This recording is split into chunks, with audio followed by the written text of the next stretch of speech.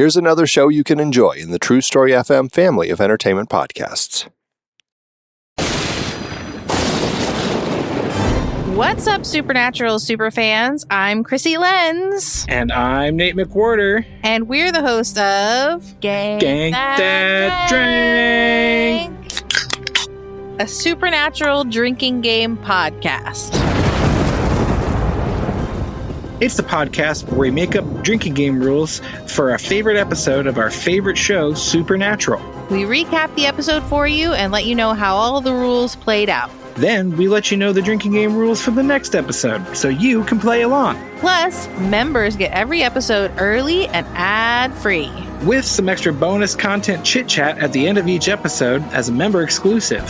So download Gank That Drink, a supernatural drinking game podcast wherever the finest podcasts are available.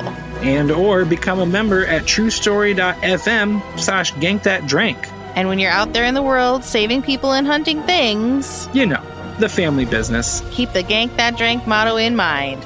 Be excellent to each other and party on, dudes.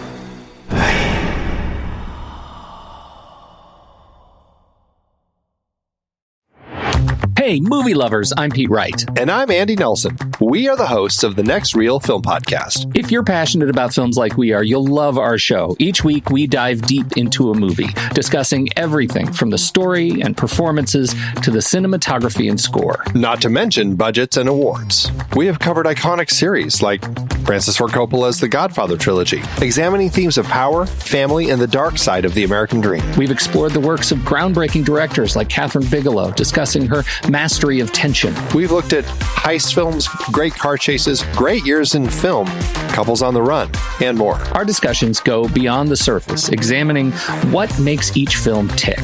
We believe that when the movie ends, the conversation begins. And we'd love for you to join that conversation. Find the Next Reel Film Podcast on your favorite podcast app or at thenextreel.com. The Next Reel. When the movie ends, our conversation begins. Coming up on The Devil's Details, Milton Set Me Up. Paradise Lost, Book 8.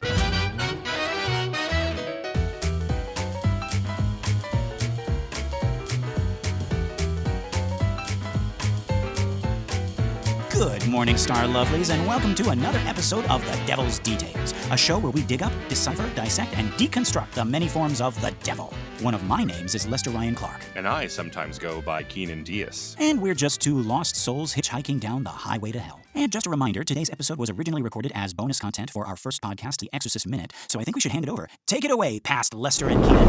And today we are covering Book 8 of John Milton's epic poem, Paradise Lost.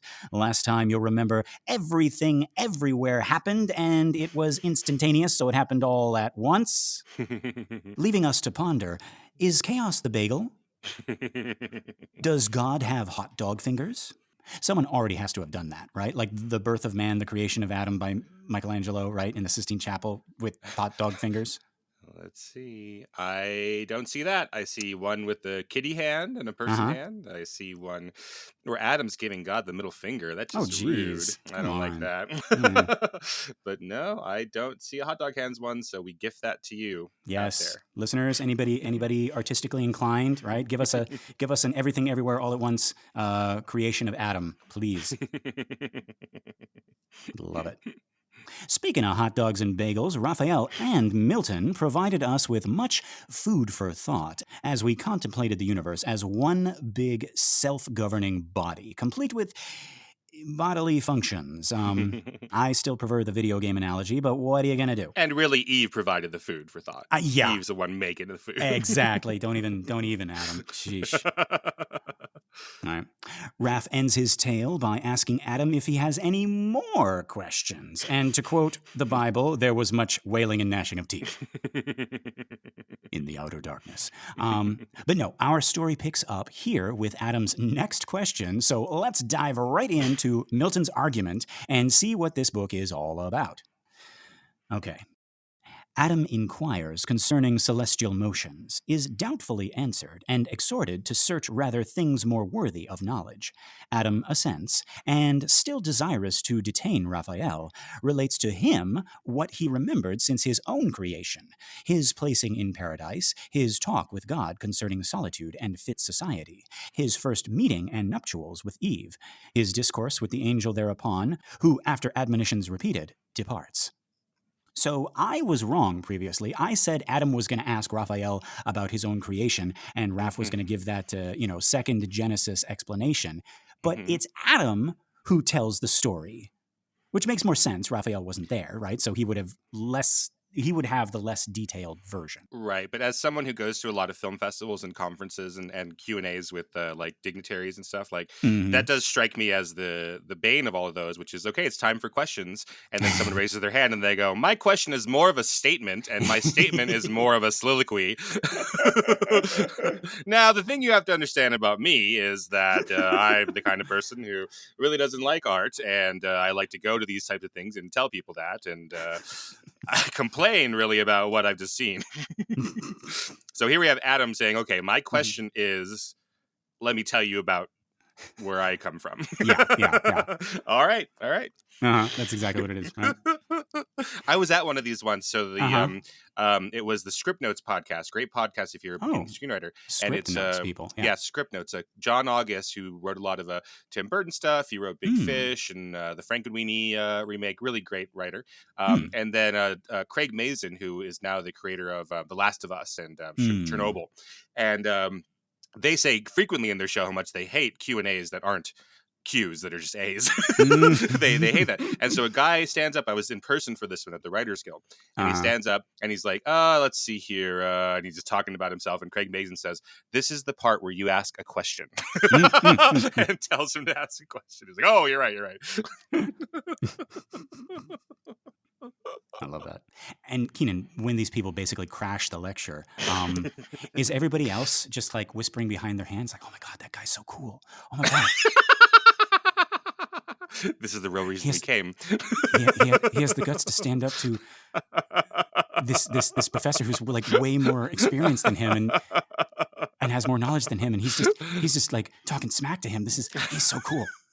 Oh my God. I need to fuck him. But then, you go up to him afterwards and you're like, I was really taken by what you have to say. I was wondering, but really my wondering is more of a statement about myself. You never get around to asking him to go out and have a drink with you. But, and the tragedy is that's how you know those two were made for each other. Sorry, I know we're still at the beginning of everything, but I was at another one of these. Dearly beloved, does anyone have any objections?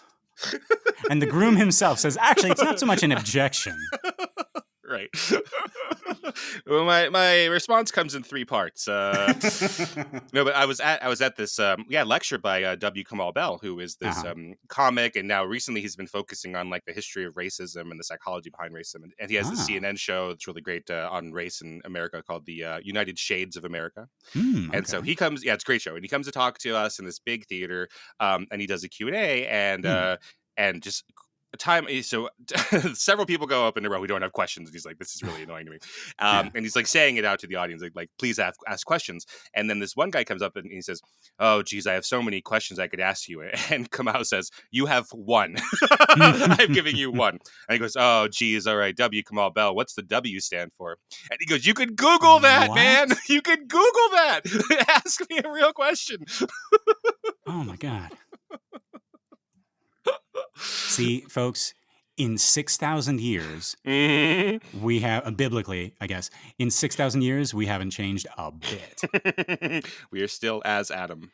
Yep.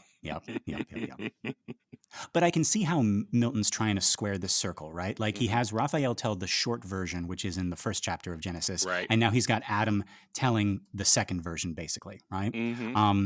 Makes Adam and Eve sound a little bit less equal, which I'm not happy about. Right.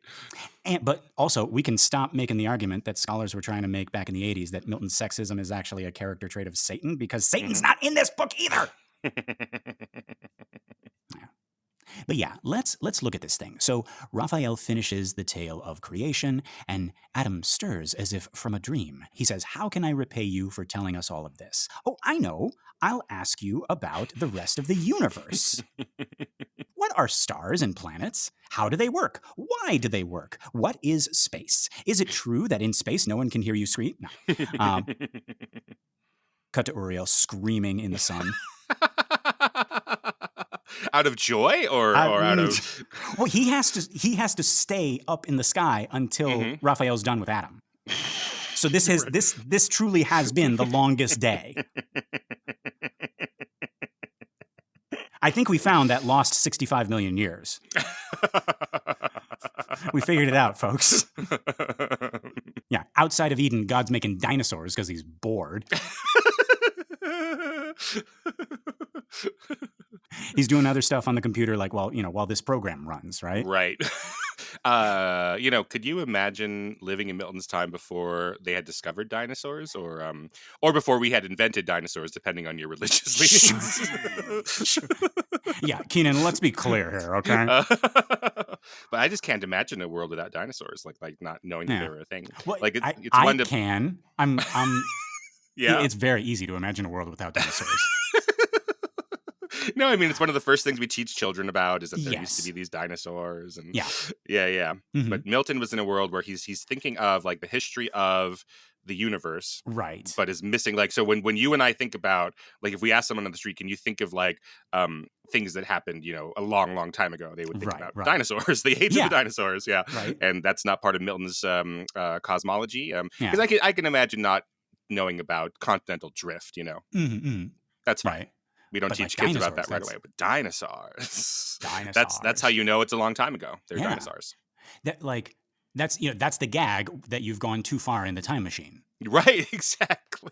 Is that you end up in a place with a caveman who looks vaguely like somebody else in the show, and then a dinosaur. Right. But yeah, no, to your point, Keenan, what did they think the first time they uncovered something? Oh, what the fuck is this?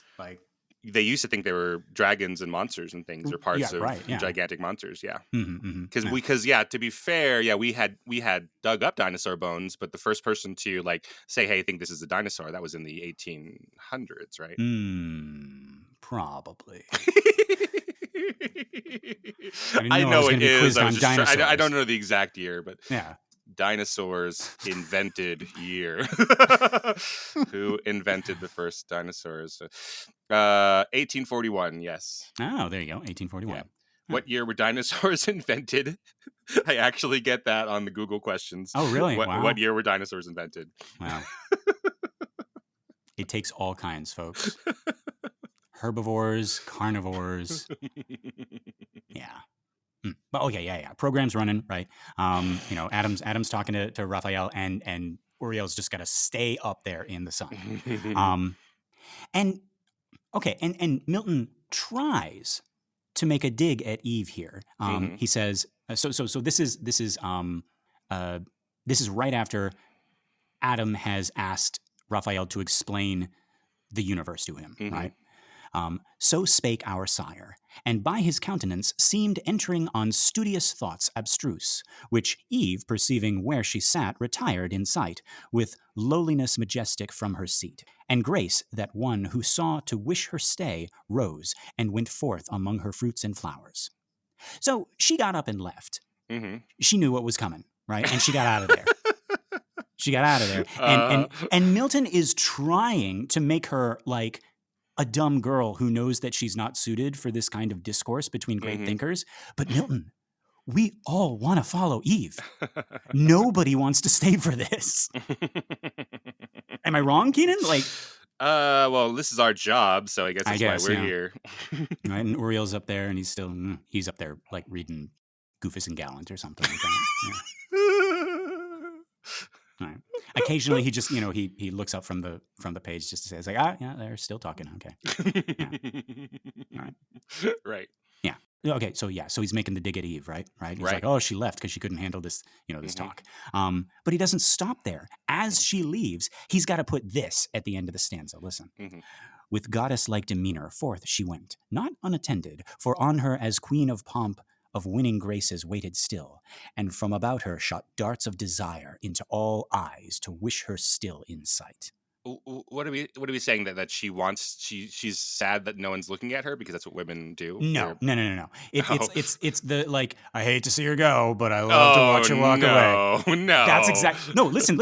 Okay, and from about her, meaning all around her, shot darts of desire into all eyes to wish her still in sight. Yeah, I think you're right. Yeah, so she's leaving, and they're like, "Oh, I wish I could still be looking at her." Yeah, but who? Who are we even talking about right now? Like Adam? The angel? The sexless angel, right, of no gender. Right. The animals? No sexuality. The animals. Who the hell? Sleeping tonight. Yeah. Who the hell is staring at Eve? But I guess that this comes in context. So if for some reason you're skipping around in these Paradise Lost episodes, for some reason you're going to your favorite book of Paradise Lost and you hear, Raphael's prose earlier, he was like, Milton was sort of peeking in and being like, Eve was so sexy that if Raphael ever did want to covet a woman, this would be the one to covet. Exactly. Yeah. Raphael is like innocent in this. He has nothing to do. He's not like, being gross on Eve. But Milton is constantly like ducking in and being like, she's walking away. And But Milton has told us that the angels are genderless and sexless and gender fluid and like we're just, it's another one of those things where we're just using gender terms because we can't understand the ways of angels. Right. Yeah. He's said that before. Yeah. Yes. Milton, just calm down. Jesus. Yeah. Milton is in Horny Jail. Yeah. All right. What is? Wait, hang on. Maybe I doth like that. And again, remember, he is narrating this because he is losing his sight or has lost all of his sight. He's narrating this to his daughters to write down. Oh, God. I forgot that. So he had to say to his daughter that everyone was staring at Eve as she was walking away. Oh, jeez. Milton. Anyway. Okay, so after Eve's gone, Raphael answers Adam, and he says, he can't blame him for asking all these questions about space. It is one of God's great wonders, after all. But he says that God left it there for men and angels to admire, but also to puzzle over and debate over, perhaps to make him laugh at how wrong all their theories are, right? This is Raphael theorizing, right? So Raphael is admitting that he does not know. I like this. This is fresh. This is interesting. And Raphael says that later, unlike the angels, Adam's children will not be content with admiring the heavens, but they will go on to move and shape the cosmos just so it can fit with their crackpot theories. And they're gonna map and chart and label and scribble all over space. And they will think it's a map of the universe, but actually it'll be a map of themselves, right? And how they see themselves, right? So I like this. This is a nice take. Like it was.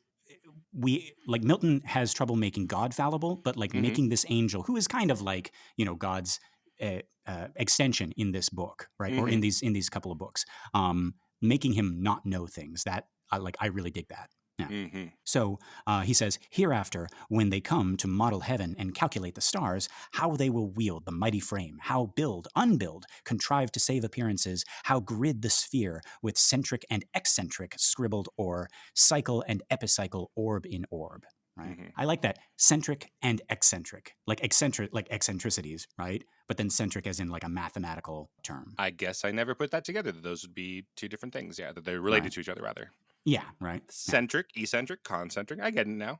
Yeah, right. Maybe. Yeah. Or at least I understand that. I don't know what they mean. But yes, I understand that they're similar, yeah. But it's like they're opposites in like a mathematical way, but then eccentric also means like crazy, right? Yeah. Yeah, so that's interesting.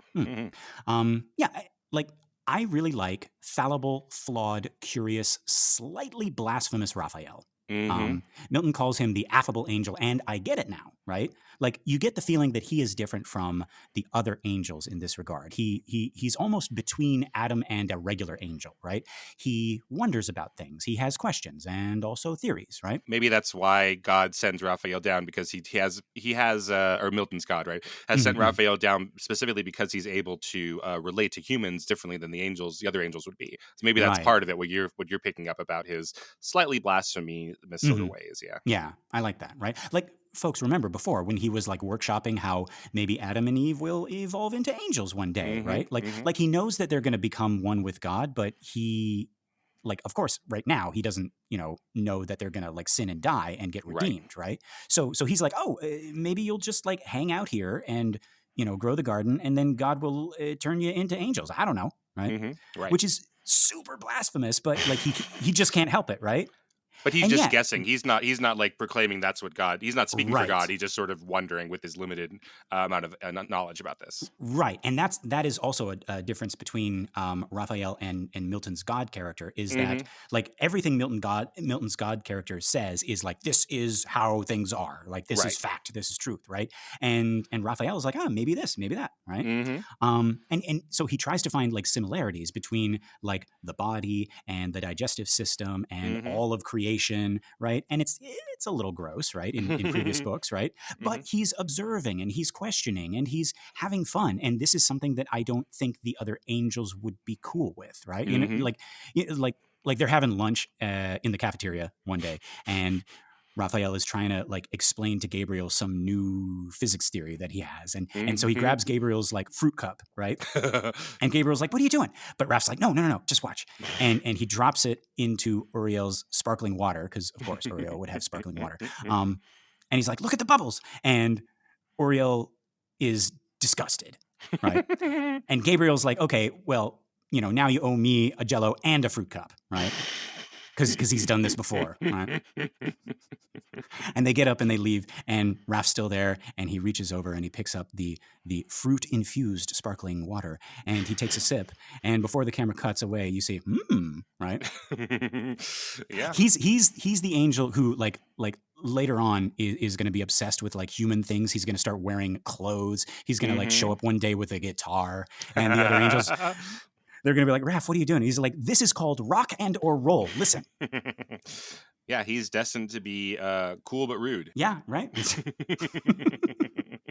Right. But no, I like this character. I don't know if I'm expanding too much, like just on my own with this from Milton's character, but like the way that Rogers explains him in this last book, like I feel like I'm getting a glimpse of him that I didn't have before. And he really is the affable, quirky angel. He's Father Dyer. Going to a famous movie star's party and hijacking the piano and talking about like his idea of heaven, right? Don't tell the big man. Oh yeah, right. Yeah.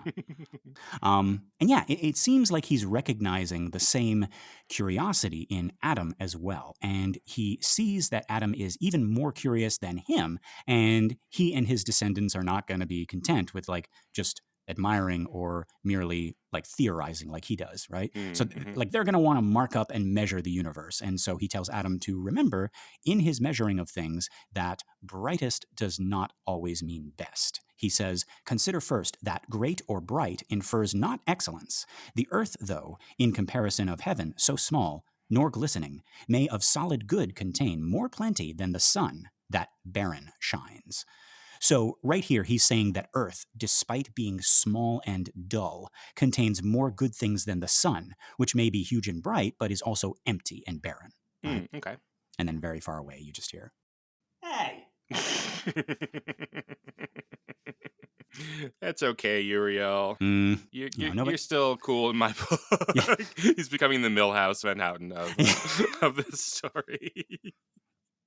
It's a dirty job, It's piloting the sun. Right? Yeah, but someone's got to do it, I guess. For some reason.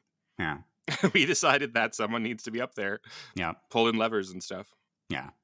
And he's still getting flack from the other angels about, letting Satan get through, right? They're at the cafeteria again, right? It's like, oh, Uriel, would you like a food cup? But he never catches on. He's like, I would love a fwoo. Hey!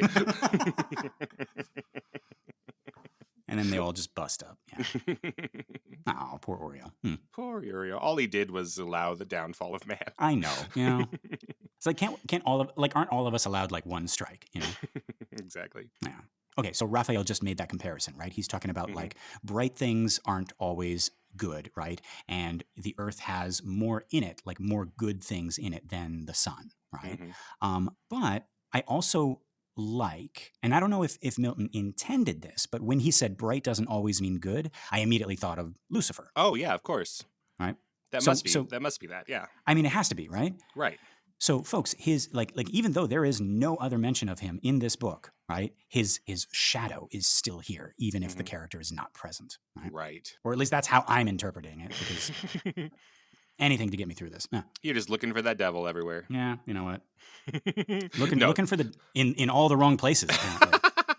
No, that's got to be that. That I'm sure. Right.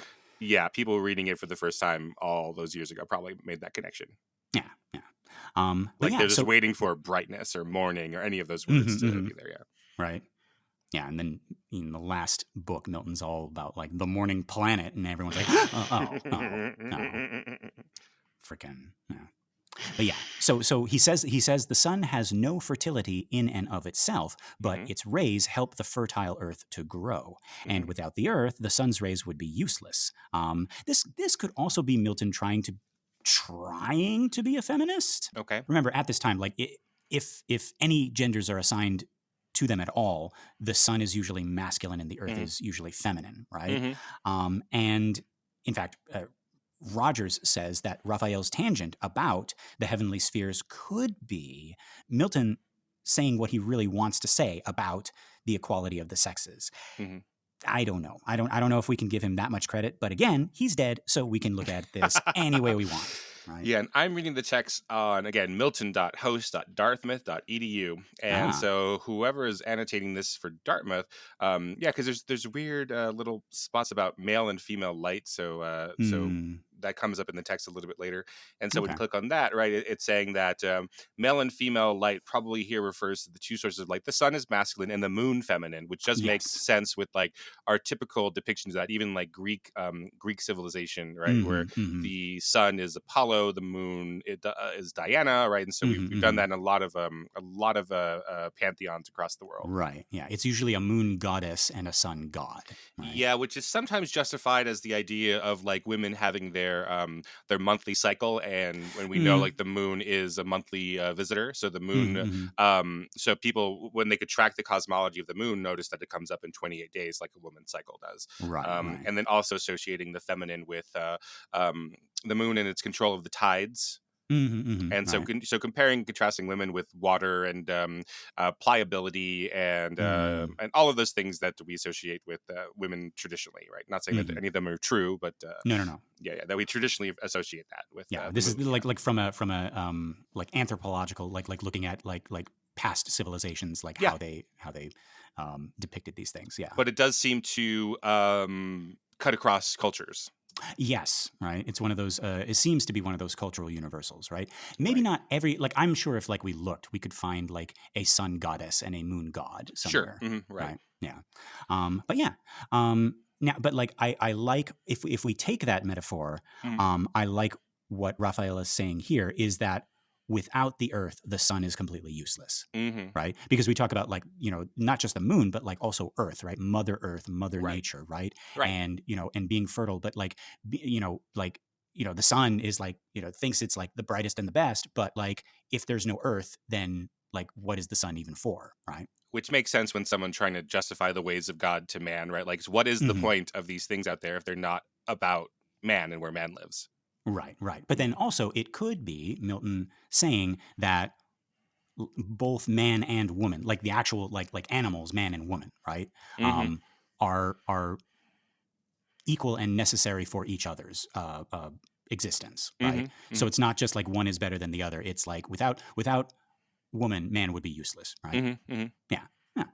So yeah, so I mean, let's say that is what Milton is saying. Right? Okay, right? Let's give him this point because we're going to be deducting lots more points later. Okay. Wow. So give him this little freebie, right? So Raphael goes on to speculate. Again, Raphael is very speculative, right? He says, hey, who knows? Maybe it's the Earth that revolves around the sun, right? And he's like, what if just like the other 6 planets, it's orbiting and rotating, right? You wouldn't be able to tell from just looking up at the sky because you're on Earth while it's moving. So now, not only is Raphael being blasphemous against God, he's also being blasphemous against the church, which I'm counting as a separate thing, right? Because it's the church that put Galileo under house arrest, right?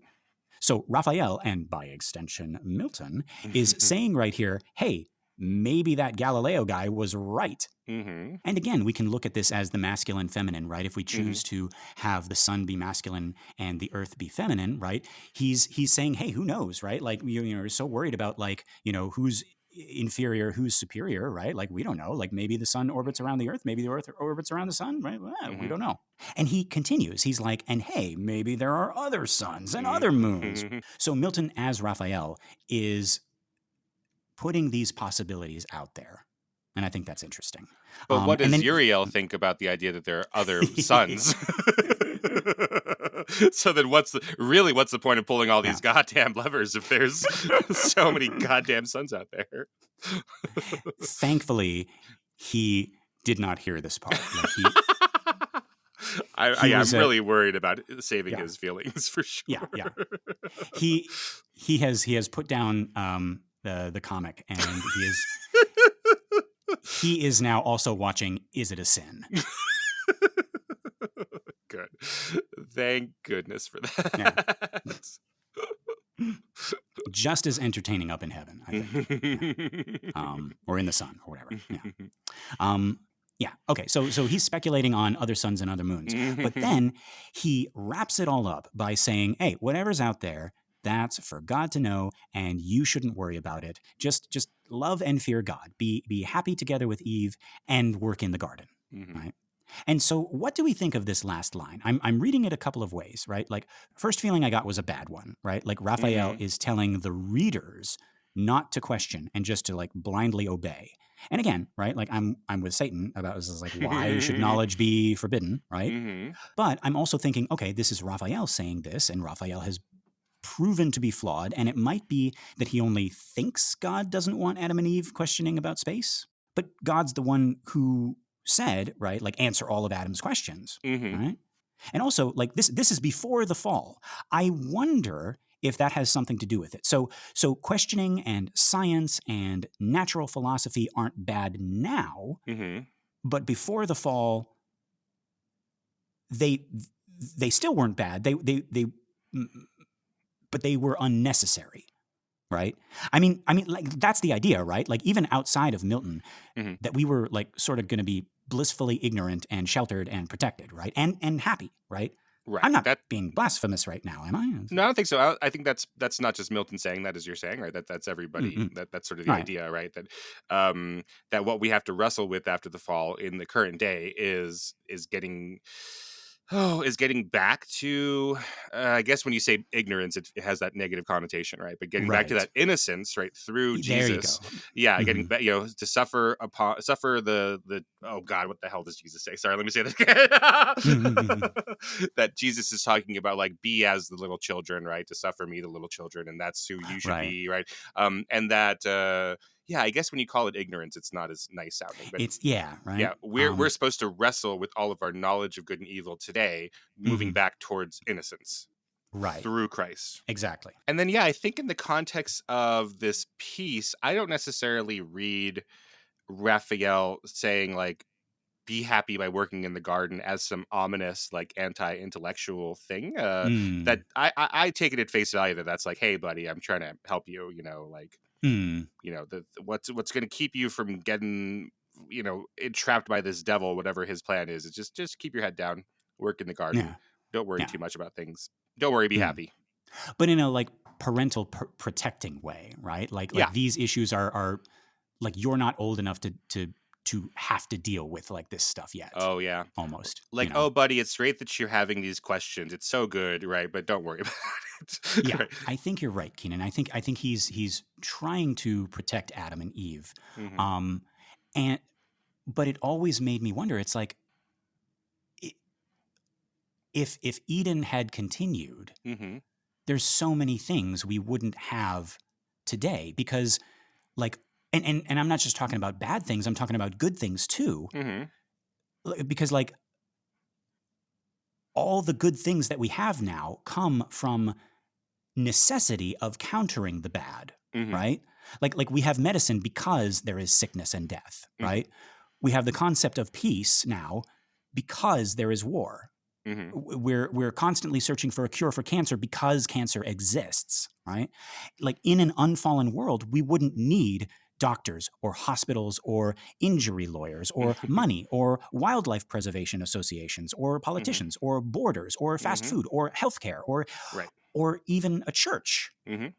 Right? Like all the stuff in our world today, both the good and the bad, are a result of the fall. Like we have animal shelters, we have adoption, we have human rights activists, we have Mhm. music and we have art and we have poetry, we have books, we have movies, we have stories that give us hope or open our eyes to like both the beauty and the ugliness of humans. Like all of that comes as a result of the fall. Mhm. And again, I might be speaking blasphemy here, but it's almost like the fall had to happen in order for us to show how good we can actually be. Like without the fall, there is no Mother Teresa, there is no Nelson Mandela, there is no Malala, there's no Martin Luther King, Mhm. right? There's no religion, there no Christianity, of course, right? Mhm. Jesus would not need to come down and die for our sins, right? But also no Judaism, no Islam, no nothing, Mhm. and that's so hard for me to wrap my head around. Like we've already seen it's hard for Milton to wrap his head around, but like because even his Eden is informed by all of these things, Mhm. right? Like remember I said like the angels weren't actually fighting with cannons and swords and spears, but Right. Raphael was using like earthly terms to Adam and so that Adam and Eve would understand, but Milton, they wouldn't understand those Nope. things, right? They don't have swords and spears or war. So even Milton can't get away from our fallen world. Mhm. But yeah, like what do you think of that? Like, because I remember like being younger and thinking, like, yeah, what if we still had Eden? Like, Mhm. we wouldn't have all the stuff that we have now, like even the good stuff. Right, but so this is not my theology, right? Because I'm an atheist, but the theology says that all those good things on earth are just a pale comparison to what is in heaven, and even in some people's theology, right, that like being content or even being made happy by the things that are good on earth is keeping you away from striving towards heaven. Oh, yeah. And that's why, Oliver Cromwell canceling Christmas Right, is exactly, like right? you're celebrating Christmas here instead of thinking about like the real Christ mass that happens only in heaven once you get there. Like you're celebrating or enjoying enjoying sensual pleasures here on earth is just a trick of the devil keeping you away from the right hand of the Father, as it really is. It's such a wild thing to think about. Christmas. That Christmas was invented by the devil. Right. I don't agree with that, but yeah. Right. Now we got like people worrying about a war on Christmas, and it's like, put the Christ back in Christmas, right? Yes. But yeah, people of Milton's time, the Puritans who then came on to found America and found American Christianity. Right. That's a big. That's the whole shebang. Is like, anything earthly and pleasurable is an illusion away from the actual. We use the word pleasure to talk about like what you would find in heaven because we don't have the right words for it, but it's not the kind of sensual pleasures you have on earth. It's something different and perfect. Right. But I'm not even talking about like I agree with you about like, the creature comforts, right? And, we wouldn't have, personal pan pizzas and stuff like that, right? Like, right. And we wouldn't need it, right? It's like, like because Eden is perfect and, everything's wonderful. But then also like, I'm just thinking about like, you rarely see it today, but like in the news, sometimes you catch like, a glimpse of human goodness, right? Like I was talking about like Martin Luther King or Nelson Mandela or somebody like being, like a true child of God, if you are of that religion, right? Mm-hmm. And it's like, you wouldn't have that because you wouldn't need that in You wouldn't Eden, need it, right? right? Because Right. you wouldn't have the evil that those people are fighting. Mm-hmm. But then I'm just trying to imagine it. It's like Eden forever without like all of those like good moments in history and those good people. It's like, without doctors and teachers and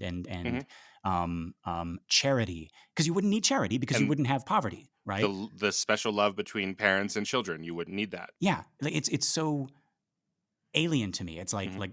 like what were we gonna have before the fall? Yeah, it's unfathomable, right? That's the nature of it. But that is the theology, and then people just have different degrees of that. But that's the whole ball game. Like everything on earth is the false life. The next life is the real life. And so how you act here either gets you closer to that real life or separates you from that real life, and that cuts across even Christianity. That's how the karmic religions work as well. Like everything is an illusion here, and it's not the real spiritual life. Yeah.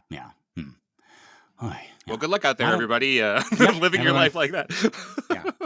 Well, that's why in some of the karmic religions, and then some of the sects of Christianity and Judaism and Islam, the ideas are like that. Living that way is so difficult for the everyday person that is only there's a sect of monks and ascetics who go and live that life, because that life is so unattainable or so difficult for people to do in their everyday life that you actually have to drop out of society in order to figure out what that is, and spend your entire day not farming, not taking care of your children, but just thinking about what this world is in comparison to the real world after.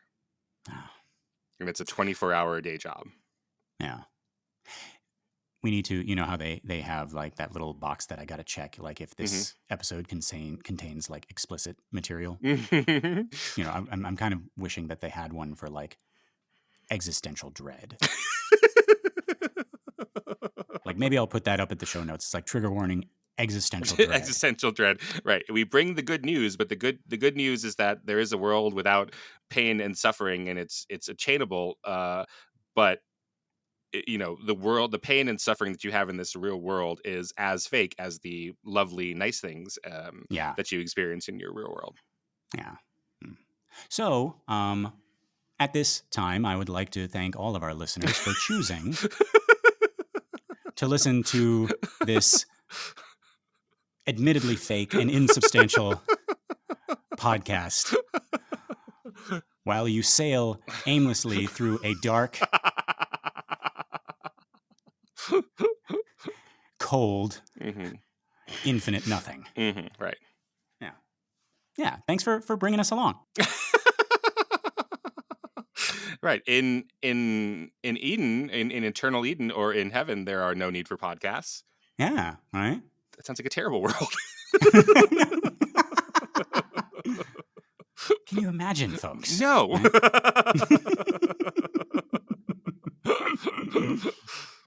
Well, they got podcasts in hell for sure.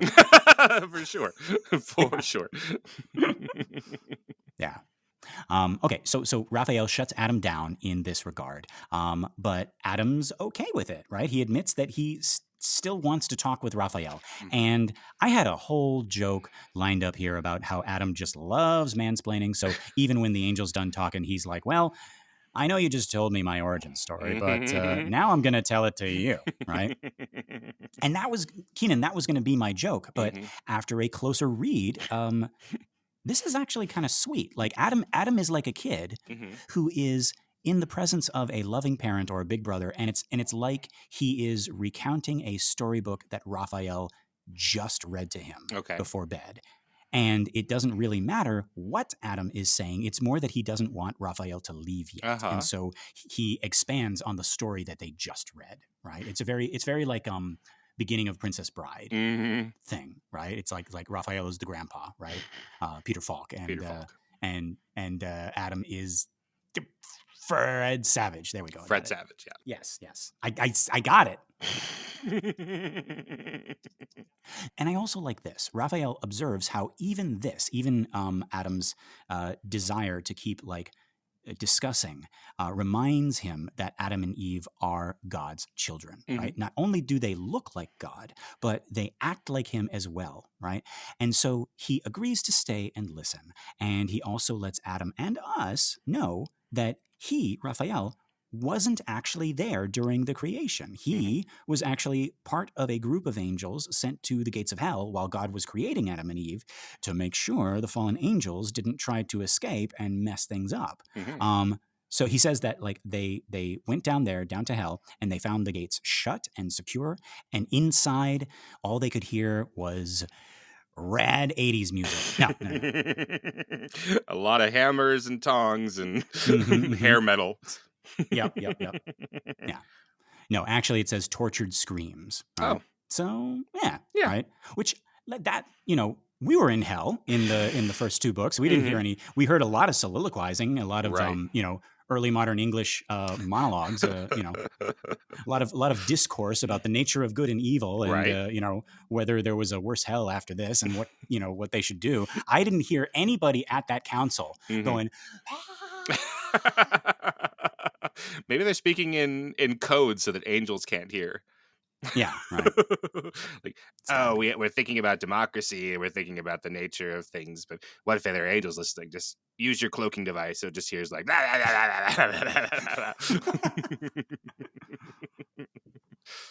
So all of those arguments are just done in the style of tortured screams. Yes, it must be. Yeah. That's what Raphael hears. Yeah. Right. So they hear that. They hear that outside of the gates of hell. Right. So they're like, okay, everything seems okay here, and so they head. I didn't mean for that to be funny, but I guess. Right. So they head back to heaven. But by then, I guess everything was already done. So Raphael missed the creation of Adam and Eve. So now his shorter version of their creation makes sense. He wasn't there. He probably heard it from Gabriel or someone. Okay. Okay. So now. But that's like getting your sex ed from some kid on the play yard, right? Oh, geez. They did what? Out of a rib? Whoa, nasty. So, like God was like, okay, who wants to go down there and explain to Adam and Eve about free will and everything? And Raphael's like, oh, me, because he's hoping that he's gonna hear what actually happened, right? It's like because he cannot believe what Gabriel says. It's like that is you must have got it wrong. That a rib? No. You must have misheard. Right. I'm gonna get this straight. Yeah. So Raphael says, yeah, go ahead, tell me your origin story. And now, presented with this task, Adam admits that it's hard for him to remember everything about his own birth, and that he merely spoke out of a desire to keep talking with Raphael. Right? Oh, I see. That's sweet. Yeah. But he tries. He begins in any case. He says he remembers waking as if from a deep sleep and finding himself on flowery grass. At first, he just he opens his eyes and he just stares at the sky. And then he jumps up and he looks around, beholding all of creation. And then lastly, he looks at himself, right? Examining his own frame. After this, just cut to him running or walking as the fancy takes him all over the place. He tries to speak and immediately finds out that he can, and he starts naming things, right? Whatever he sees, right? He names the sun, he names the hills and the dales and the rivers and the woods and the plains, and then he asks the animals who created him, right? And he's pretty sure that he didn't create himself, so who was it, right? He's asking the animals this, and when the animals don't reply, he's puzzled. He sits down and he has a think. And eventually he falls asleep, which I think is unintentional. I actually laughed a little bit at this. I think we're supposed to take it that he has been walking all day. But in the poem, in the stanza, his waking up and his falling back asleep are so close to each other that it sounds like he walked a couple of 100 feet and then fell back asleep. The way you were saying it sounds like he was thinking too hard and then passed out.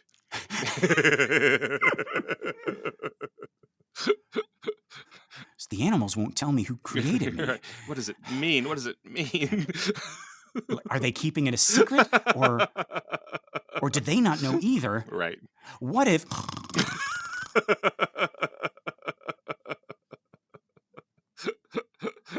But yeah, okay. So he's fallen back asleep. And he actually, like, as he's like falling asleep, he thinks, oh, this is it, right? Like he's going back into oblivion, right? Like he's just gonna disappear, right? Not die, but like he popped into creation and now he's gonna pop back out, right? Like it's like, oh, that was a good run. But then he begins to dream, and he understands that he is dreaming. And in his dream, a, quote, divine shape approaches him, which I think we're supposed to understand is God. Okay. He takes Adam by the hand, and together they fly up into the sky over all the hills and the valleys, and eventually they get to Eden. So Adam wasn't even in Eden. Oh. He was he was born somewhere else, and now, like, I can't help but wonder, like where was that place?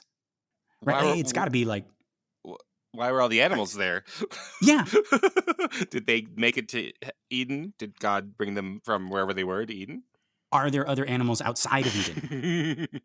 Like, apparently. I don't, like, this is, it's weird. But yeah, Milton doesn't specify. It's just somewhere outside the boundaries of Eden. Well, geez. Right? All right. Yeah.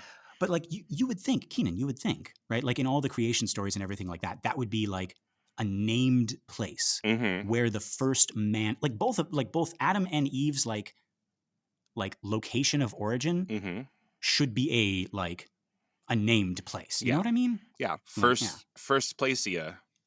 Yeah. Or something. Yeah. Anything at all. Firstplacia sounds like a disease. Right? I'm sorry, you have Firstplacia. Oh, that really makes me think. That means I can remember exactly all the details of my birth.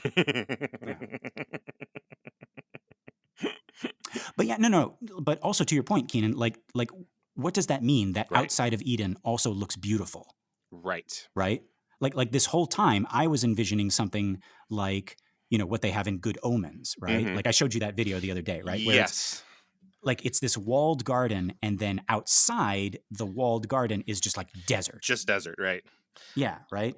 Because Milton is saying that the goal is to expand the borders and make the whole world like the garden, right? Right. But in this book, I do like the idea that Milton's Eden, it sort of implies that there is sort of every biome in it, right? There are poles and deserts and everything like the beauty of deserts. I think when you dramatize it, like in Good Omens, you have to find some way to make it look like there's something out there. So you choose desert, or like it's more than just because we grew up in the desert in Vegas, right? Yeah, but it's just like sand dune with no life whatsoever, right? It's just sand out there. But you have to pick something, and so I guess the two options are Arctic or desert. Right. Yeah. But because you can't like. No, go ahead. Because it would look weird if outside of Eden was more like lush, like foliage, right? Right. Because it's like, then what's the difference, right? Like, but it might be just chaos out there, or some some form of that, some void out there in the quote reality of the Garden of Eden. Right. But yeah, so Milton doesn't specify, right? It's just somewhere so. All we know from this recounting is that outside of Eden, there is also life. There is also like trees and hills and valleys and animals, apparently, right?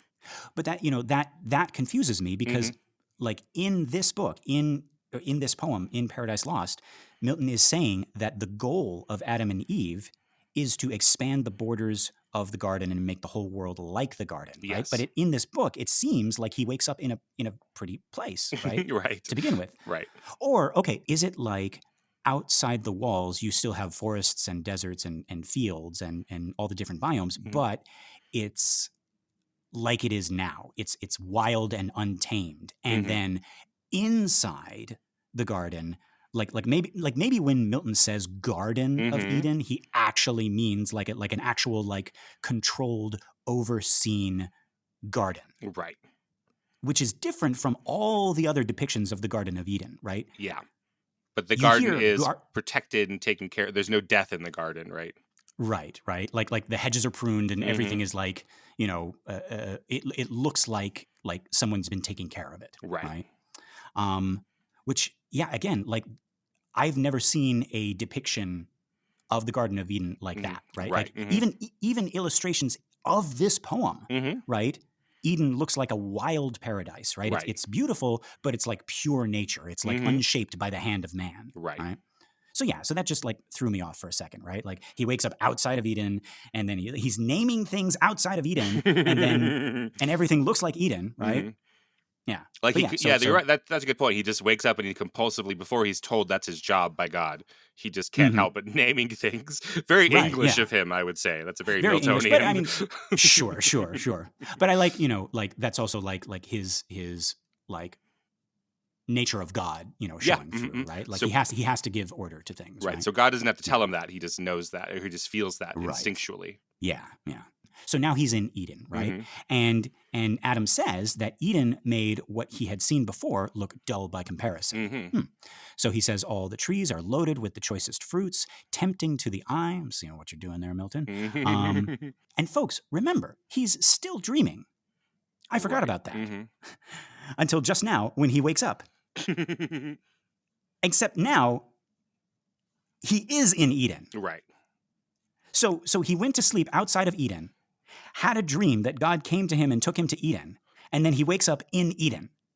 And I'm thinking, we could have had like 2 or 3 less stanzas. And a lot less confusion, Milton, if you just had him wake up / be born in Eden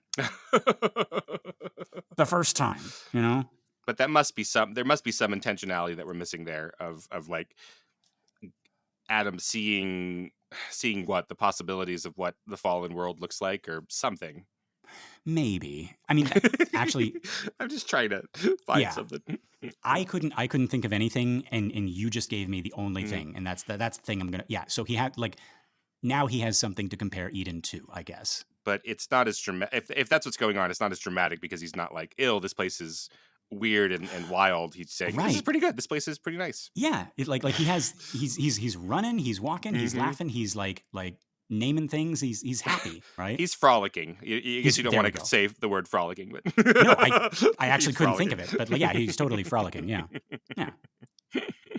But yeah, in any case, so Adam says that he would have gone, so now he's in Eden, right? And he says he would have gone exploring again, but God appears. So that part of his dream was also real. Right.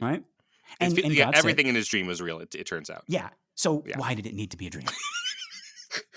Is what I'm saying. Why did he need to fall asleep again? After waking up. Like, he wakes up into existence outside of Eden already. I'm just like, why? And then he's running around, and then just have him sit and think, because he's like, oh, the animals won't tell me who created me. And then have him sit under a tree and think, and then God shows up. Right? But he's like, no, I fell asleep, and I had a dream that God showed up. God took me to Eden, and then I woke up, and then I'm in Eden, and then God's still here. So the dream was like just extra stanzas that I had to read, Milton. But yeah, okay. So now he's there, and God's there, and God says, like, I'm the one you were looking for, right? I'm the one who created you, and also I created all of this, right? Which I give to you. And God says that Adam can do as he pleases. He can eat from any tree, and it will never run out. And God's only command is not to eat from the tree in the very center of the garden, the tree of the knowledge of good and evil. And that's why. Oh wait, what? Yeah. What? But the center of the garden is the tree of life. Wait. Is it? Didn't we debate for like an hour a couple weeks ago about this? Okay, this was book 4. Satan had jumped the wall. Are we gonna every time we see each other we have to fight about this? that just becomes our relationship. He turns into a cormorant, and he perches atop the tree of life. And yes, okay. So I remember we were having like a big thing about like, because we thought we didn't know, is like we thought the tree of life and the tree of knowledge were the same. Yes. And I was like, no, this is the tree of life. It's not the tree of knowledge. And this tree is in. Yeah. Was it? And I called you a fucking liar. I said, how dare you invite me to do this show with you and make me look like a fool in front of all our friends.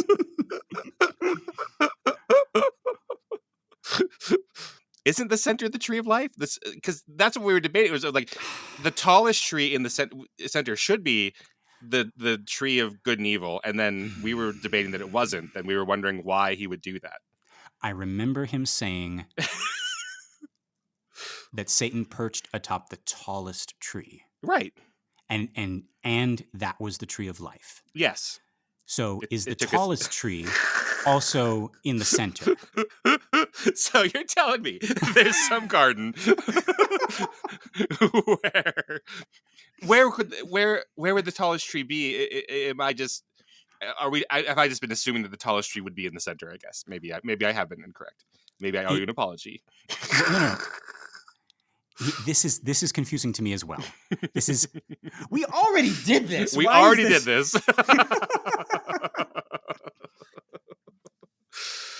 All right. Be that as it may, I will grant you that in this book, at least. Hang on. I gotta check. Hang on.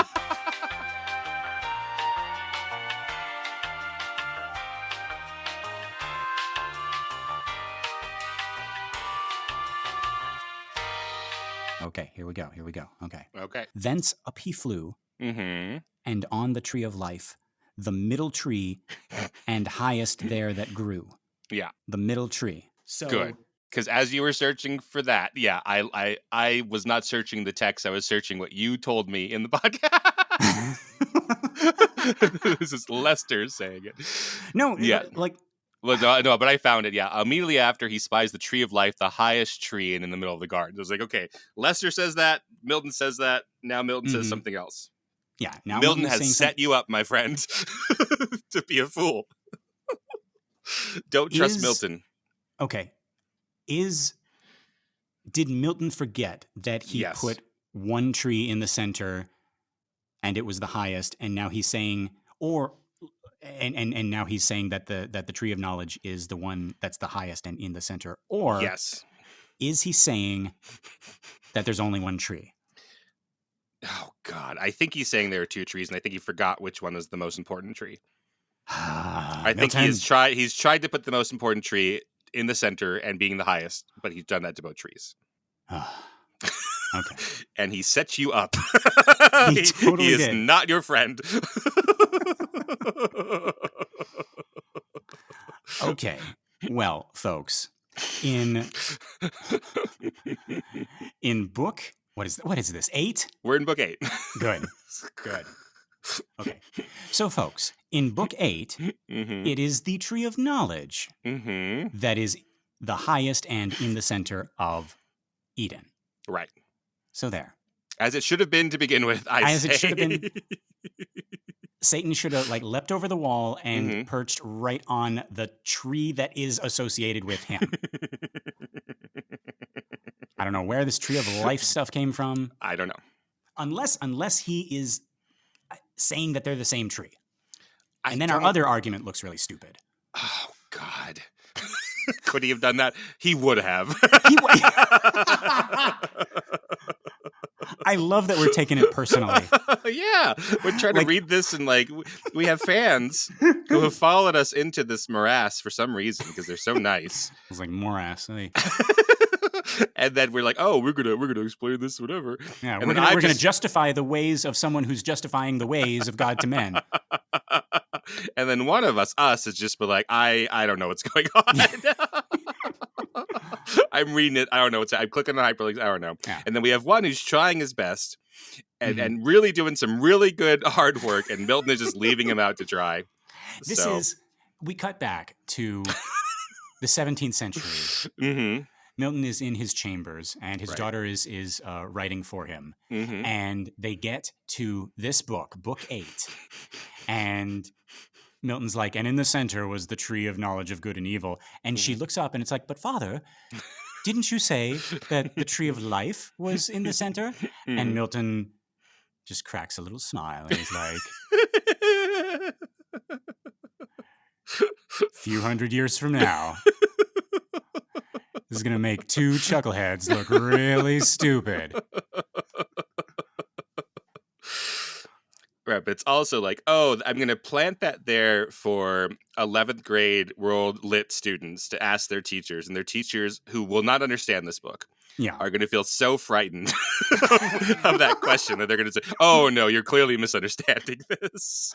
Don't worry about it, Jake. You'll get it one day. and make 11th grade students hate literature forever. So that was his goal all along. He purposely made this flub just to make high school English students' lives a living hell. Yes. It's like, that's so meta. Like, I'm going to bring hell across time and space and into your classroom. Right. And ruin the love of literature for young people forever. And the moment in this infinite stretch of years when some school kid says, man, I wish I didn't know all of this. Milton's ghost is going to rise up out of the floor and he's going to be like, knowledge is bad. See?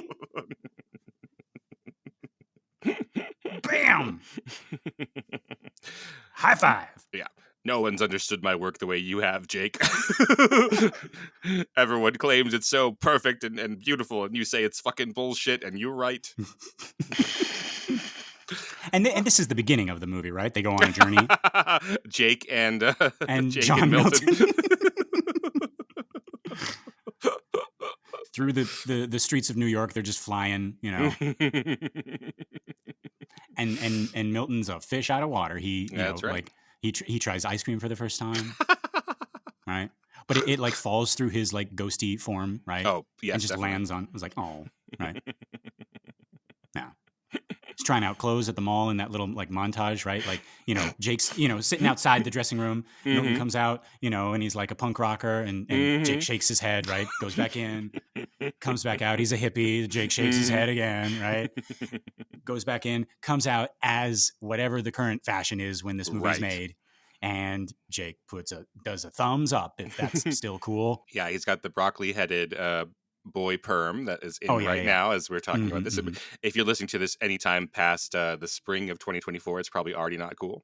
But boy perm curls, one long dangly earring, and some faux pearls. Yeah. Yep. That's the fashion. Yeah. All right. Well, should we keep covering 5 more of these books? Or is this the end? Do we keep on? You know what, Keenan? Fuck this. Fuck you, John Milton. Okay, but anyway. So God says that, you know, Adam can do as he pleases, right? Do everything, blah, blah, blah, right? Eat from any tree except for the tree of knowledge of good and evil. And that's why it is there in the center. Because it's real important. Adam's like, oh, Lord, aren't you forgetting something? He's like, what? No, I'm not forgetting anything. Tree was always there. Yeah. But okay, like on a serious note, Keenan, we were talking about like, why doesn't God like make it inaccessible, right? Like he's going to leave it right out in the open, like, and God is saying in this book, he's going to leave it out in the open as a reminder of Adam's promise not to eat from it, right? Yeah. Okay. Again, like I like our version where like maybe God like loves and trusts Adam a little bit too much, right? And then I'm thinking that he's convinced it'll never happen. He'll never betray him. He'll never do that, right? And maybe like just to expand on that further, like maybe God had to put it there, right? Like it's a core component, right? Or it's a keystone of creation, right? So it has to be like in the center, right? But, you know, he loves Adam, he trusts Adam, and he knows that deep down Adam would never, betray his trust, right? And guys, see, this is what I'm saying. Milton, just by making God that little bit fallible, like we feel bad for him, right? Right. Like Adam and Eve break that trust, right? Like, and we side with God. We're like, what are you doing, right? and we feel really, really sad, then it really is a tragedy, right? Like we betrayed our father's trust. Like we broke his heart. He believed in us and we let him down. And Milton already has this thing set up that's not in scripture, right? That God is creating man specifically because of the rebellion of the angels in heaven, right? Oh. Which that's not biblical, right? Because we didn't have a Lucifer, et cetera, right? Right, yeah. Yeah, so like the war in heaven is what causes him to then create Adam and Eve. And so it's like, I have this big rebellion and these people who betrayed me, so I'm going to make these humans who are not going to betray me, right? And it's unfathomable if that would happen. You just added another layer to it, Keenan. I think that's kind of here, but again, we really want Milton to be making these connections for us. Yes. Like, and we might be like overreaching just a little bit, just to make that work, right? But like, right, it's like I know my kids; they would never drink and drive, right? They would never do that. I know them, and just do that, Milton. Just make it a little bit more obvious that God is parent blind, right? And make him fallible in that way, and then we would love him. Like we would love this character. We would side with him.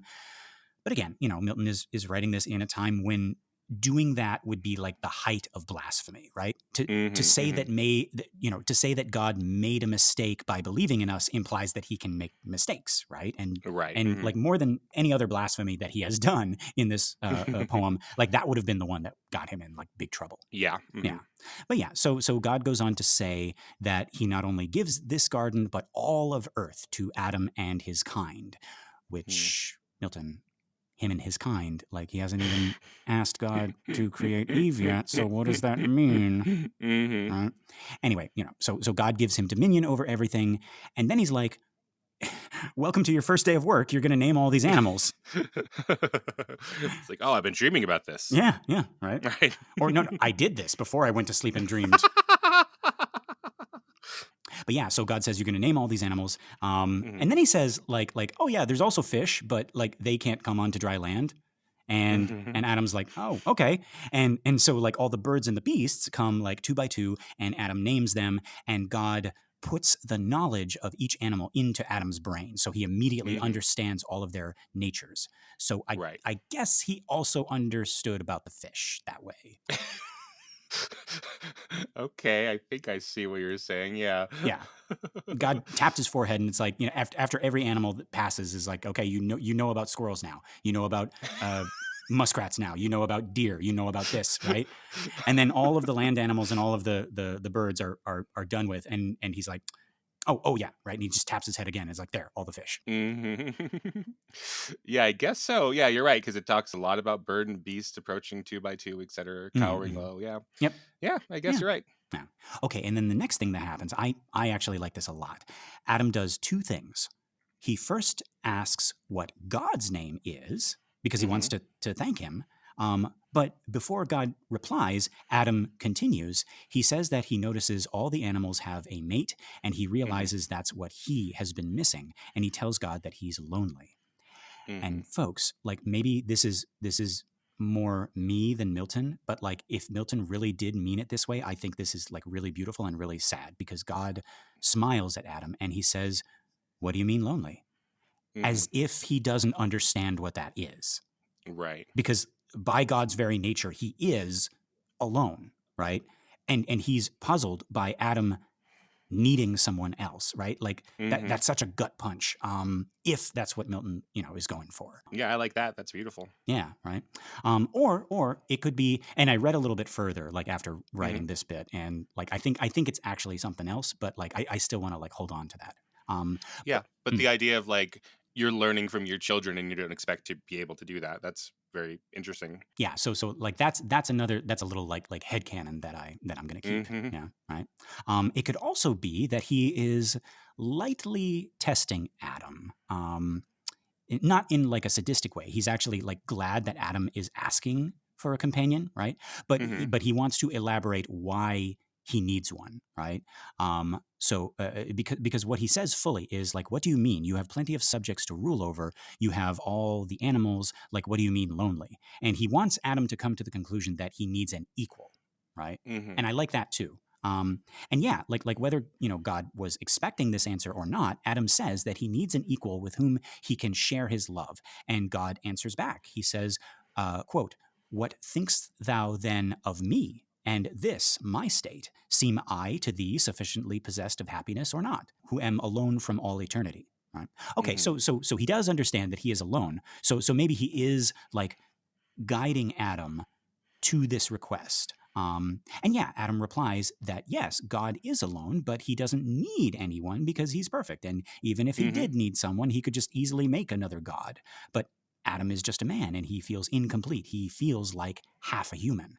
And so here, God reveals that yes, he was testing Adam, and he's happy to know that Adam not only has knowledge of the beasts, but of himself, right? He is aware that he is incomplete without his companion, right? And he says that he had already decided he was going to grant Adam's wish, and he specifically refers to Eve as thy likeness, thy fit help, thy other self. So far, very, very equal, I think. Right? Yeah. So then he puts Adam to sleep. This is like the third time Adam has gone to sleep in this thing, right? But yeah, so in half a day. In half a day. Yeah, within half a day, he says, I'm lonely, which I was trying not to make fun of earlier because you were really moved by it. But yeah, within a few hours, he's frolicking around. He falls asleep from thinking too hard about what the nature of things is. And then he wakes up and goes, I'm lonely. Yep. Yeah. This is Adam. He's a big softy, you know. Yeah.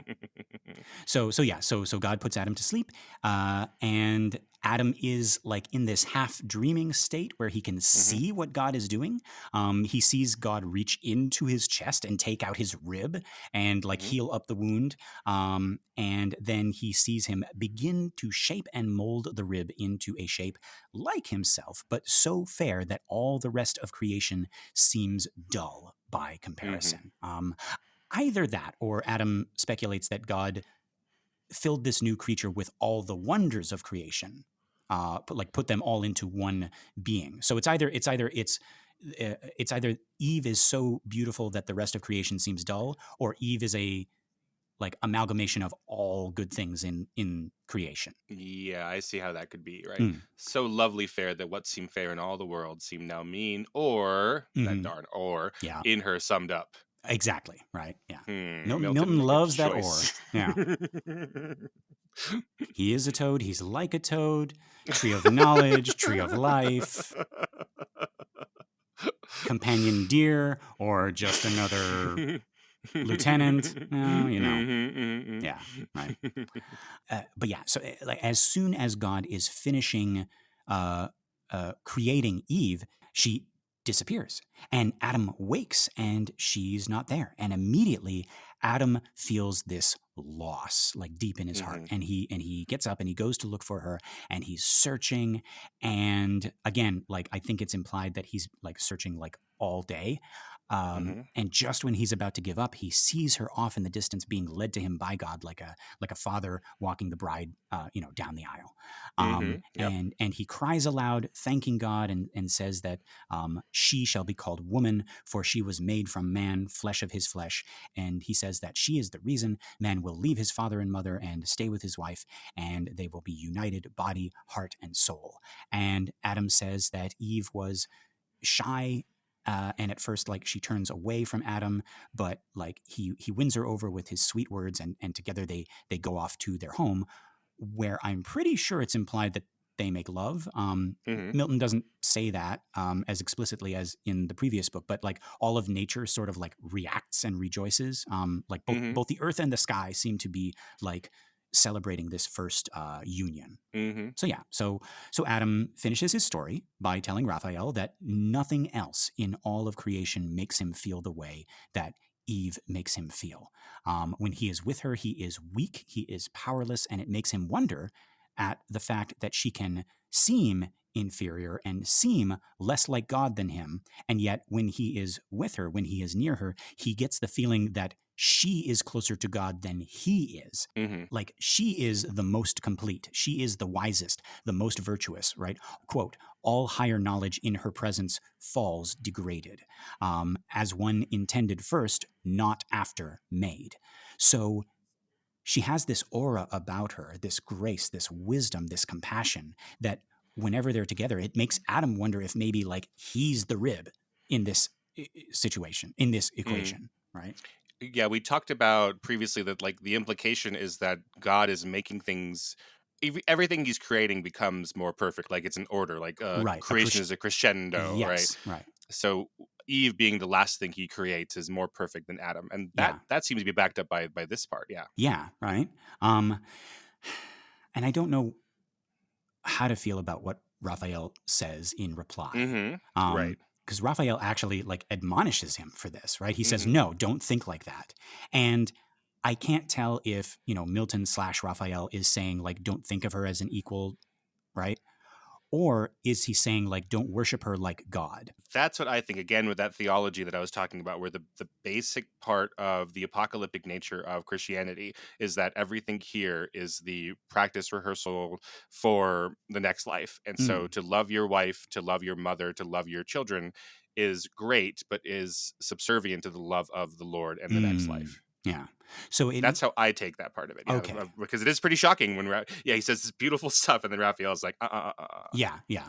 And if I'm correct, Professor John Rogers says that this part of this book is Milton's sexism shining through. But I wanted to get your opinion about that. I'm reading it more as like, thou shalt have no other gods before me, rather than, woman is inferior to man. Oh, that's interesting. Yeah, that you think he's literally like worshiping Eve like a god? Well, maybe that's what Raphael's worried about. Yeah, Raphael is like it's really really nice that you like her, but don't right, don't go too far, right? Yeah, what I'm recalling more is not Old Testament, but New Testament of the Son. Jesus is there to create a war between father and son and daughter-in-law and mother, and to separate people on earth from their relationships that are going to keep them out of heaven. Right. Which I mean, like even even that, which I don't necessarily like. I prefer to the sexism. Yeah, Jesus says it in both sexes. That's the point. Is he mentions it specifically in gendered terms of separating man from separating males from females, separating females from females, males from males. He uses examples of all stripes and genders. Yeah. But again, folks, Milton is dead, and we can read this any way we want. So and after this tree business, thank God he's dead. Frickin' jeez. With Dante, I was like, "Oh, Dante, that's kind of funny what you're doing." Right. But with this tree thing, it makes me actually angry. Remember Dante, folks? Remember the fun we had with Dante. Self-insert, King Dante, and how great he is, and I wanted to like point that out. Like we had the Testament of Solomon, where Solomon definitely wrote it, and he's a character, right? And then we had Dante's Inferno, and Dante's writing it, and Dante's a character. This is the first one of those where like Milton is not a character in here, right? Like, and I mean he kind of is, because he's Raphael and he's God, but and he's also Satan, I guess. But like you don't have like a 17th century guy like walking around, in like hell, like right outside Pandemonium, or like in Eden or something like that, right? Even Robbie Doe in his fan fiction, like he created this devil who was like, Robbie's going to want chocolate milk. You would give Robbie chocolate milk. So this one's unique, folks. And again, right, like since he's not here, like we can interpret this any way we want. And so I'm going to have it be that Raphael is saying, look, she's your equal. Neither of you should be worshiping the other. Okay. I like that. Yeah. But it seems like Raphael is specifically talking about Eve's beauty. Like he's saying, don't become so infatuated with a pretty face that you lose sight of yourself or God. Right? Okay. And actually, Adam corrects him. Right? He says he's not talking about Eve's beauty or about making love. He admits that those are wonderful and amazing, but he clarifies that what he's truly in awe of is her words and her actions and the feeling of completeness he has when he is with her. So he loves Eve's heart. He loves her mind, and he is in awe of her wisdom and her sweetness. That's how I'm reading that. And I like how he actually corrects Raphael about that. Like he's so like in awe of Raphael, like he's seeing, like God's messenger here, right? And he's, he's like finding ways to keep him there so he can keep talking to him. But at this point, when Raphael says something wrong about Eve, that's when Adam speaks up and he like corrects Raphael. Mm-hmm. And I really, really like that, right? It's like, no, it's not just her beauty, right? Like she's smart. She's, like kind. She's, and I really like, I'm choosing to read it that way. Okay, right. Yeah. Well, I will allow you to do that. Yes, yeah. I'll just move on then from. And so, so then this leads Adam to ask about angel love and angel sex. Let me say that again. This leads Milton to ask about angel love and angel sex. Where do angel babies come from? Yeah, right. This is exactly it, right? Like where do widow angel babies come from? Right? Yeah, Raphael's like, it's okay to punch widdle angel babies in the face and assume that they are demons. Yeah, if you that's see a new rule that we baby, just came up with. Until right, they that's figure in the out new handbook. Yeah, right. It's in a little PDF that we got that we just got to keep with our handbook until the new book is published, or until they think of another disguise. Which is going to be very soon. Yeah. Mm-hmm. Oh, that's true. Yeah.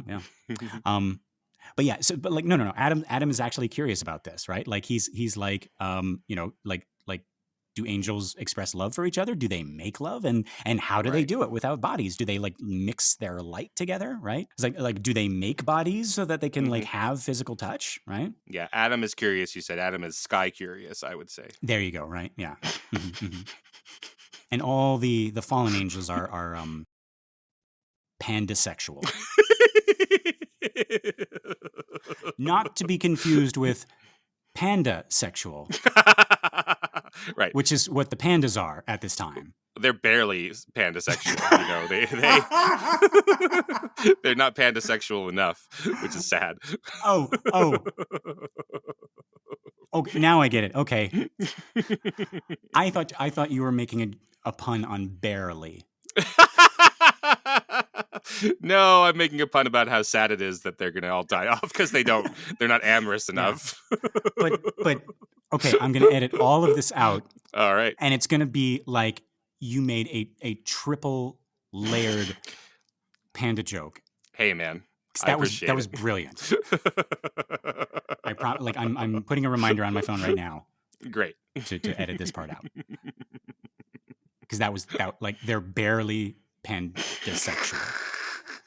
Great, I'll take it. Okay. But yeah, so he he's like genuinely curious about like how angels, love. Right. And Raphael actually like blushes, right? Like he actually like he gets like red in the face. And he says, "Look, all you need to know is that we're happy, and there is no happiness without love." You could have stopped at that first sentence, actually, Raphael. It was like, yeah, all you need to know is that we're happy. There's no happiness without love. Whatever, all you need to know. But I'm going to continue.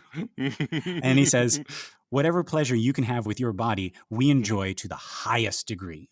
Oh, geez. Oh, my. Because George Takei. Oh. You know what? Okay, no. I decided this, Keenan. Uh-huh. Right? So, David Bowie as Satan. Yes, right? yes. Sean Astin as Abdiel. Right? Matt Damon as Michael. Right?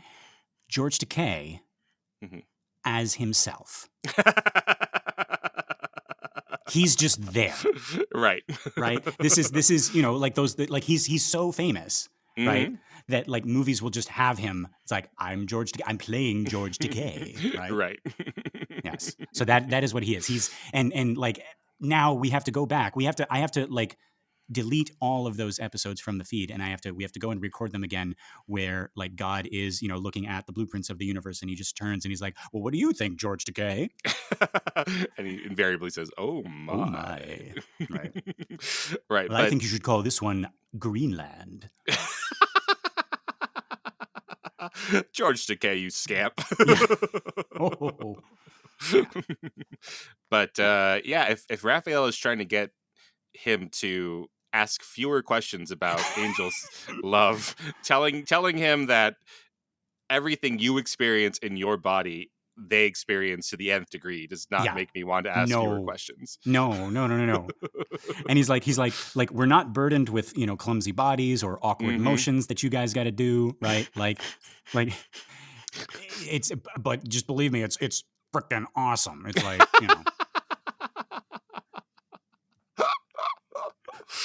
Well, all right. I guess I have no further questions. But Adam's like, well, I did just have a rib removed. So does that help me with anything that I might try to do with the limitations of my own body? And Raphael leans in. He's like, remember when I was talking about forbidden knowledge? This is the kind of stuff that you don't need to know. Jeez. All right. Sorry I asked. Yeah, right. Yeah, but then like Raphael looks up and he's like, oh, look at the time. The sun is finally setting. I gotta go. But the sun doesn't set until he leaves. Right. What?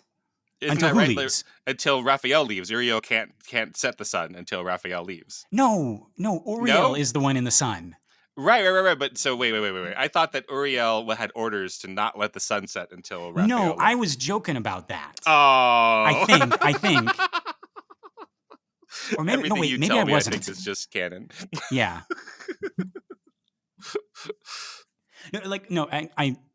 I think I'm picking that up from a thing that Adam said in the last episode where he's like, the sun hasn't moved. It's almost like it's frozen in place. Right. Until you're done. And we're like, we've been conditioned by movies to like when someone says it's almost like someone's watching us, then someone is watching you, right? So when Adam says it's almost like time has stopped until you're finished speaking, we just assumed it's like, oh yeah, like probably Uriel was given orders to not set until, Well, I like that. That's what I prefer. So yeah, I think I'm going to say that's still going on. Yes. Right. But actually that makes it even funnier when like as soon as they start talking about angel sex, Uriel is leaving as fast as he can. Well, look at the time. Yeah.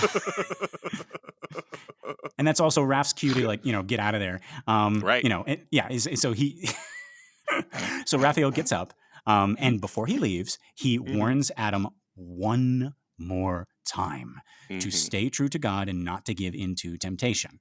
And Adam thanks him and says he will never forget this conversation.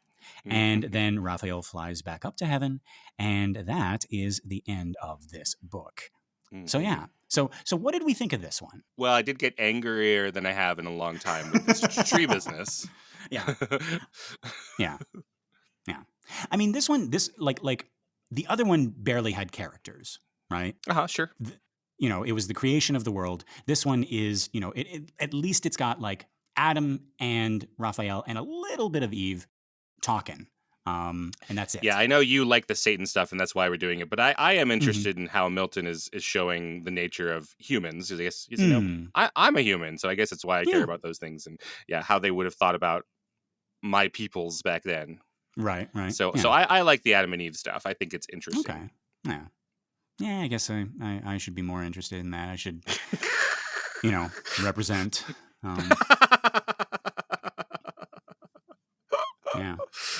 Yeah, these are your people, man. Yeah. This is your culture. This is where you came from. You got to be proud. It's not what this costume I'm wearing says. All right. Well, that was great. Thanks, past Lester and Keenan. Well, folks, I have been Lester Ryan Clark, both in the past and in the present. You can summon me on all the socials as Lester Ryan Clark. And I am immune to the bounds of time, and I've been Keenan Diaz, and you can invoke me on Instagram and Letterboxd at Howdy Keenan. Yeah, find more of our shows and other really cool podcasts at True Story FM. Like us on Instagram and join our Facebook listener group, Dante's Ninth Circle Sushi and Karaoke Bar, or feel free to drop us a message at thedevilsdetails@gmail.com. Wouldst thou like to live deliciously? We're not even asking for your souls. Just give us a 5 pentagram rating on iTunes or Spotify or wherever you listen to our show. That and sharing the show by word of mouth or on social media helps our little podcast grow and find more cool people like you. All right, folks. Until next week, love and hisses. Mwah!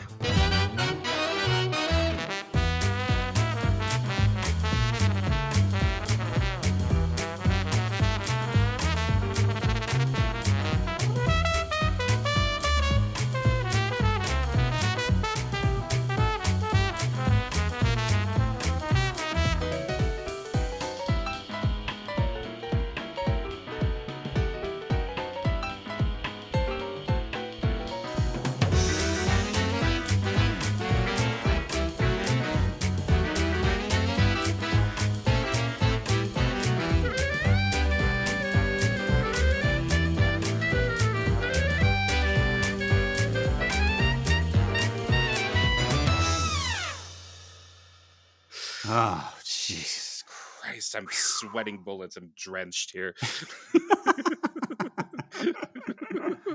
Is there an ent of the knowledge of good and evil? Yeah, he can keep track of this for us. Yeah. But yes. Seems like Milton needs some ents. Yes, that's how this felt. That's how this whole episode felt. Is I'm Mary, you're Pippin, and we're in that ent's hand. And we're like, are you sure this is right? And the end is like, trust me. Like, all right, you're the end. Yep. Oh, trees. Yeah, fuck you, trees. Tolkien was... Yeah. We said fuck you to everything else and everyone else. Oh my God. What do you think of like why did it become an apple when it was like, you know, I'm sure in the early tellings it was like something indigenous to the tellers, like people are speculating like a pomegranate. Like what? Yeah.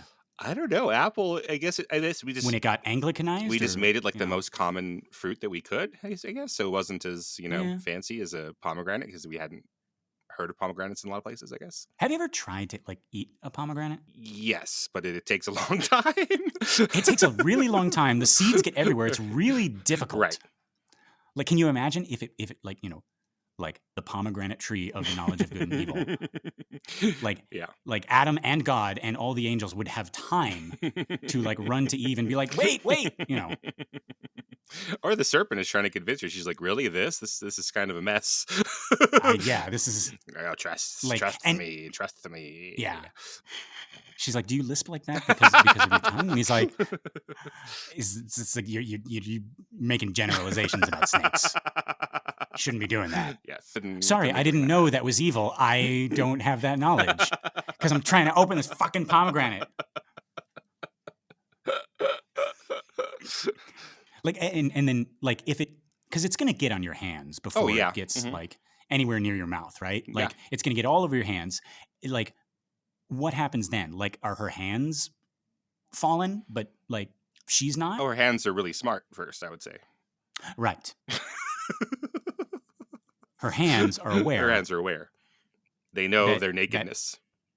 Yes. And she's like I figured it out just in time. And she walks back from the tree. Like, she's still naked, but she's wearing gloves now.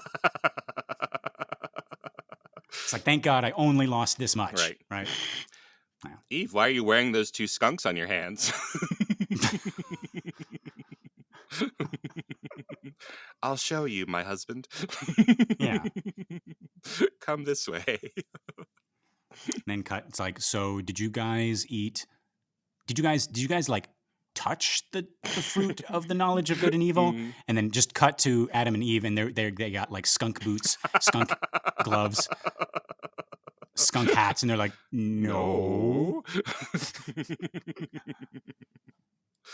Because you're like partially wearing clothes, but not actually.